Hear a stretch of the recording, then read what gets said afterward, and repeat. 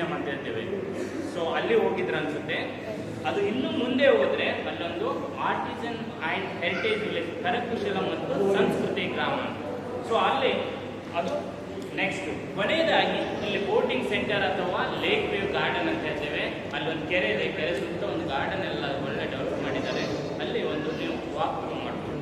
So ಇದು ಎಲ್ಲ ಕೂಡಿ ಪಿಲಿಕುಳ ಅಂತ ಹೇಳೋದು. ಈಗ ಇದನ್ನು 2018ರಲ್ಲಿ ಪಿಲಿಕುಳ ಅಭಿವೃದ್ಧಿ ಪ್ರಾಧಿಕಾರ ಅಂತ ರಚನೆ ಆಗಿದೆ, ಪಿಲಿಕುಳ ಡೆವಲಪ್ಮೆಂಟ್ ಅಥಾರಿಟಿ. ಸೊ ಇದಕ್ಕೆ ಮಾನ್ಯ ಜಿಲ್ಲಾಧಿಕಾರಿಗಳು ಅಧ್ಯಕ್ಷರಾಗಿರ್ತಾರೆ. ಸೊ ಇದು ಹೀಗೆ ನಡೆದು ಬಂದ ದಾರಿ. ಈಗ ಇಲ್ಲೇನೆಲ್ಲ ನೋಡ್ಲಿಕ್ಕಿದೆ ಅಂದ್ರೆ, ನೀವು ಹೊರಗಡೆ ಬರುವಾಗ ಒಂದು ಪಾರ್ಕ್ ಕಾಣ್ತಾ ಇತ್ತಾ ಇಲ್ವಾ? ಓಕೆ. ಸೊ ಆ ಪಾರ್ಕ್ ಬರೀ ಪಾರ್ಕ್ ಅಲ್ಲ, ಅದನ್ನು ನಾವು ವಿಜ್ಞಾನ ಪಾರ್ಕ್ ಅಂತ ಹೇಳ್ತೇವೆ. ಏನು? ವಿಜ್ಞಾನ ಪಾರ್ಕ್. ಸಾಮಾನ್ಯವಾಗಿ ಪಾರ್ಕ್ ಮತ್ತು ವಿಜ್ಞಾನ ಪಾರ್ಕ್ಗೆ ಏನು ವ್ಯತ್ಯಾಸ ಅಂದ್ರೆ, ಪಾರ್ಕ್ ಅಂದ್ರೆ ಸುಮ್ಮನೆ ನೀವು ವಾಕ್ ಮಾಡ್ಕೊಂಡು ವಾಯುವಿಹಾರಕ್ಕೆ ಹೋಗಿರ್ತೀರ. ಬಟ್ ಇಲ್ಲ, ಹಾಗಿಲ್ಲ. ವಾಕ್ ಮಾಡ್ತಾ ಅಕ್ಕಪಕ್ಕದಲ್ಲಿ ವಿಜ್ಞಾನದ ದೊಡ್ಡ ದೊಡ್ಡ ಮಾದರಿಗಳಿದೆ. ಆ ಮಾದರಿಗಳನ್ನು ಆಟ ಆಡುವ ಮೂಲಕ ಅಥವಾ ಅದನ್ನು ಆಪರೇಟ್ ಮಾಡುವ ಮೂಲಕ ಅದರ ಹಿಂದೆ ಇರುವ ವೈಜ್ಞಾನಿಕ ತತ್ವ ಪರಿಕಲ್ಪನೆಯನ್ನು ಅರ್ಥ ಮಾಡ್ಕೊಳ್ಳೋಕ್ಕಾಗುತ್ತೆ. ಸೊ ಅಲ್ಲೆಲ್ಲವೂ ನಿಮಗೆ ನೋಡೋಕ್ಕೆ ಆಟಿಕೆ ಆಗಿ ಅನಿಸುತ್ತೆ, ಆದರೆ ಅದೊಂದು ವಿಜ್ಞಾನದ ಮಾದರಿಯಾಗಿದೆ. ಓಕೆ, ಉದಾಹರಣೆಗೆ ನಿಮಗೆ ಉಯ್ಯಾಲೆ ಗೊತ್ತಲ್ವಾ? ಜೋಕಾಲಿ. ಆ ಜೋಕಾಲಿಯಲ್ಲಿ ನಾವು ಆಸಿಲೇಷನ್, ಫಿಸಿಕ್ಸಲ್ಲಿ ಅಥವಾ ಭೌತಶಾಸ್ತ್ರ ಆಸಿಲೇಷನ್, ಫ್ರೀಕ್ವೆನ್ಸಿ, ಟೈಮ್, ಪೀರಿಯಡು ಎಲ್ಲದನ್ನು ಅರ್ಥ ಮಾಡ್ಕೊಳ್ಳೋಕ್ಕಾಗುತ್ತೆ. ಅಲ್ಲಿ 2 ಉಯ್ಯಾಲೆ ಅಟ್ ಎ ಟೈಮ್ ಬಿಡ್ತಾ ಇರ್ತೀವಿ, ಆದರೆ ಒಂದು ವೇಗ ಜಾಸ್ತಿ ಆಗುತ್ತೆ, ಇನ್ನೊಂದು ಕಡಿಮೆ ಆಗುತ್ತೆ. ಯಾಕೆ? ಸೊ ಅಲ್ಲಿ depend upon the length of the pendulum ಅಂತ ಹೇಳ್ತೇವೆ ನಾವು ಇಂಗ್ಲೀಷಲ್ಲಿ. ಪೆಂಡುಲಮ್ ಅಂತ ಹೇಳ್ತೇವೆ ಯಾವುದೇ ಒಂದು ಹ್ಯಾಂಗ್ ಮಾಡಿದಕ್ಕೆ. ಸೊ ಹಾಗೆ ಅಲ್ಲಿ ಪ್ರತಿಯೊಂದು ಮಾದರಿಗಳು ಅದು ಆಟಿಕೆ ಇದ್ದರೂ ಅದಕ್ಕೆ ಹಿಂದೆ ಒಂದು ವೈಜ್ಞಾನಿಕ ತತ್ವ ಅಥವಾ ಒಂದು ಪರಿಕಲ್ಪನೆ ಇದ್ದೇ ಇರುತ್ತೆ ಅಂತ. ಓಕೆ, ಈಗ ಒಳಗಡೆ ಬಂದಮೇಲೆ 3 ಗ್ಯಾಲರಿ ಇದೆ. ಒಂದು ಫನ್ ಸೈನ್ಸ್, ಬಯೋಡೈವರ್ಸಿಟಿ ಮತ್ತು ಫ್ರಂಟಿಯರ್ಸ್ ಆಫ್ ಟೆಕ್ನಾಲಜಿ ಫಸ್ಟ್ ಫ್ಲೋರಲ್ಲಿದೆ.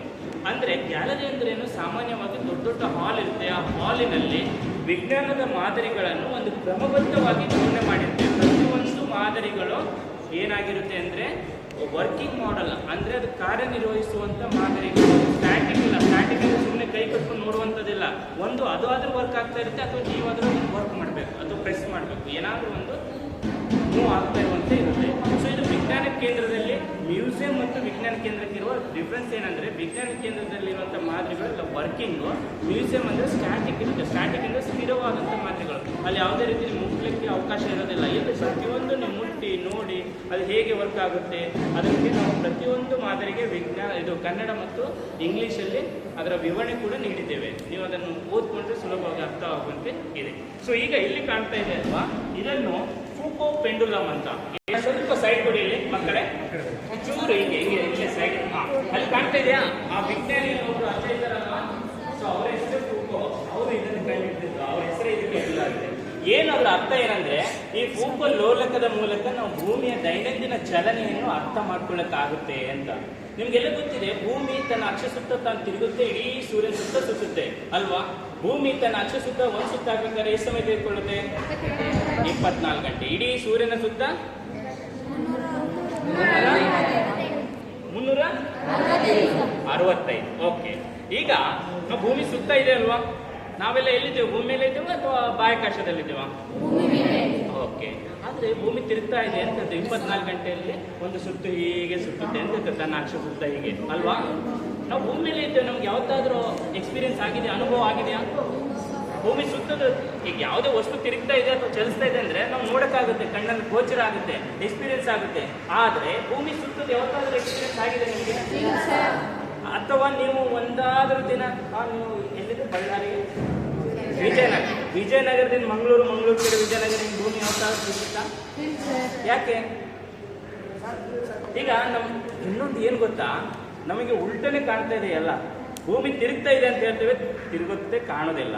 ಸೂರ್ಯ ಚಲಿಸೋದಿಲ್ಲ ಅಂತಾರೆ, ಪ್ರತಿದಿನ ಸೂರ್ಯನ ಚಲಿಸ್ತಾ ಇದೆ, ನಿಜ ಅಲ್ವಾ?